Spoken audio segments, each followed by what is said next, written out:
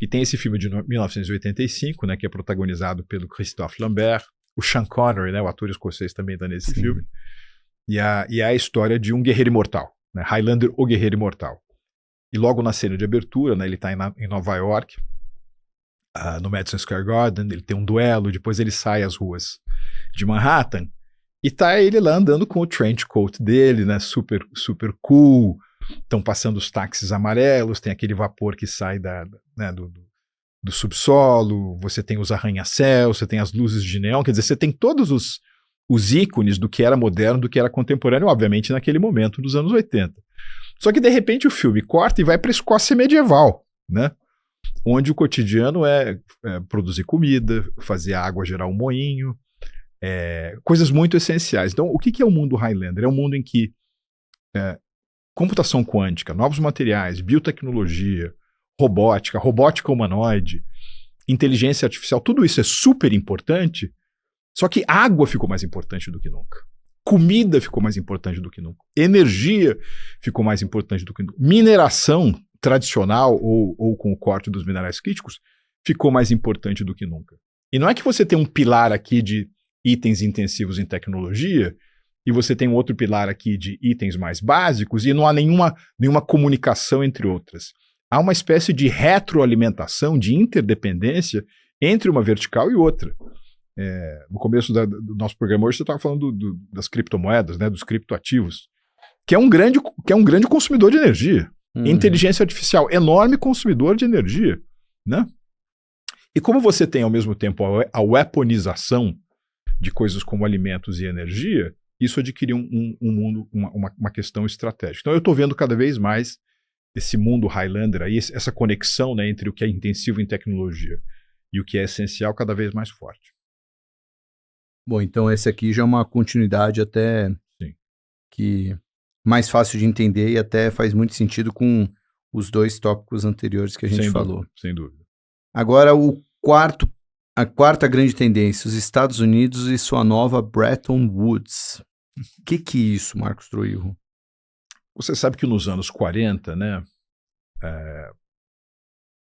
Tiago, não foram só os Estados Unidos, né, mas numa conferência que se localizou, né, na localidade de Bretton Woods, saiu dali uma agência de liquidez internacional, que era o Fundo Monetário Internacional. Saiu ali a ideia de um banco, que é um banco um pouco de reconstrução e de desenvolvimento, de onde vem a família do Banco Mundial, né? Era para ter saído também uma organização para o comércio internacional. Aliás, alguns anos depois, né, em 48, houve uma conferência em Havana, Cuba, para se criar a Organização Internacional do Comércio. Essa esperou praticamente 50 anos para acontecer, porque foi só nos anos 90 que você tem a consolidação da chamada Organização Mundial do Comércio. Mas o que eu queria dizer é o seguinte, que num determinado momento histórico, você teve a criação de regras de um sistema internacional, você teve uma projeção, você tem a criação da ONU também nos anos 40, né? Não saiu de Bretton Woods, saiu de Dumbarton Oaks, mas, enfim, era um momento em que estava se desenhando, né, a planta de um mundo, as molduras no interior da qual o mundo mais ou menos ia funcionar. Então, a julgar pelo que os Estados Unidos estão fazendo ou fizeram nesses primeiros 11 meses de presidência Trump, Tiago, eu acho que já tem umas 4 ou 5 coisas, né? Que é o seguinte, se os Estados Unidos fossem sediar uma nova conferência para redesenhar o mundo, o que estaria sobre a mesa? Né? O que estaria sobre a mesa? Então, o que eu acho... não é que os outros países iriam concordar, mas qual que é a agenda que eu acho que eles estão tentando empurrar adiante? Né? A primeira coisa é a noção de qui pro quo. Então, por exemplo, a maneira pela qual as empresas americanas, o capital americano, é tratado na sua jurisdição será a maneira pela qual as suas empresas e o seu capital serão tratados na minha jurisdição. Né? Ou seja, a maneira pela qual você me trata economicamente, empresarialmente, é a maneira com que eu te tratarei economicamente e empresarialmente. Isso significa uma ruptura importante, porque, por exemplo, se você pensar no que aconteceu na relação entre Estados Unidos e China desde o início dos anos 70, né, os Estados Unidos ofereceram concessões especiais à China em nome de outros objetivos geopolíticos e econômicos, como, por exemplo, ajudar a quebrar a espinha dorsal do comunismo mediante a separação entre Pequim e Moscou. Não é isso? Tem também uma outra frase que é muito conhecida no comércio internacional, que é a chamada cláusula da nação mais favorecida, né? Status de nação mais favorecida, ou seja, você estender àquele país o mesmo benefício que você estende para outros. Tudo isso dá uma certa ideia de que o mundo é assimétrico, há diferenciais de poder de economia, que você pode utilizar o comércio internacional como maneira de reequilibrar e de alavancar o desenvolvimento relativo dos países mais pobres. Isso está acabando na visão da atual administração americana, né?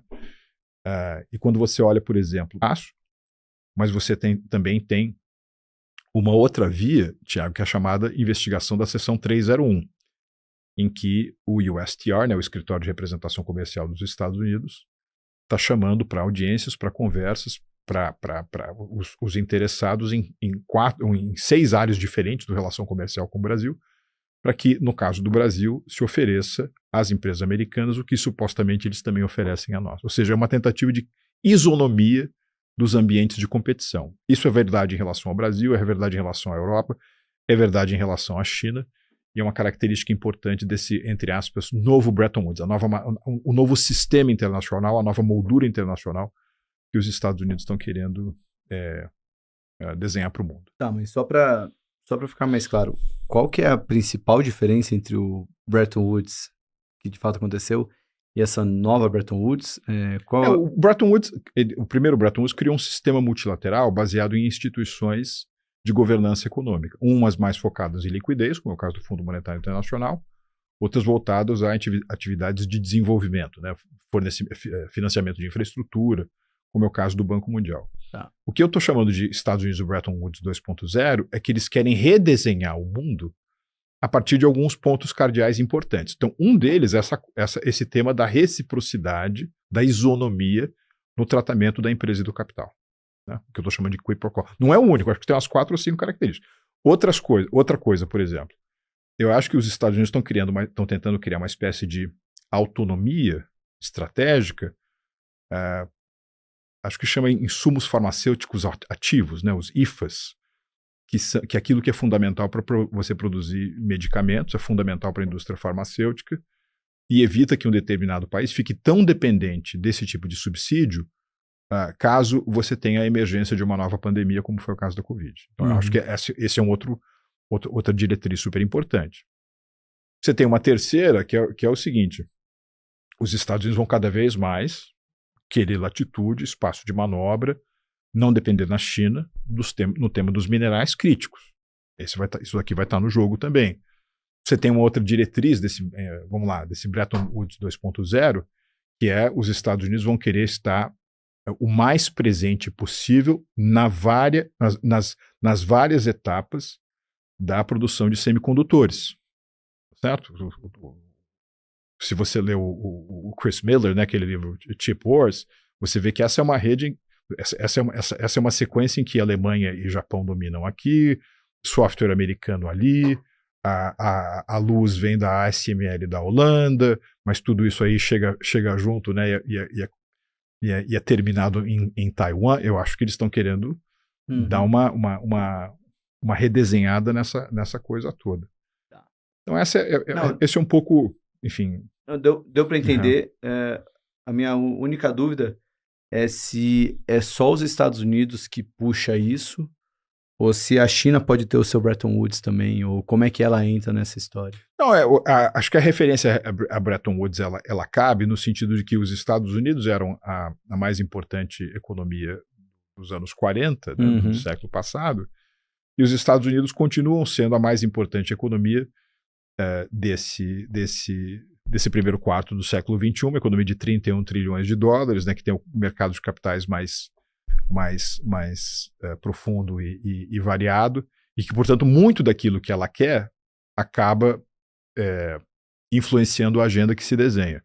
Também concordo que outros países querem as suas... Aliás, outros talvez estejam perseguindo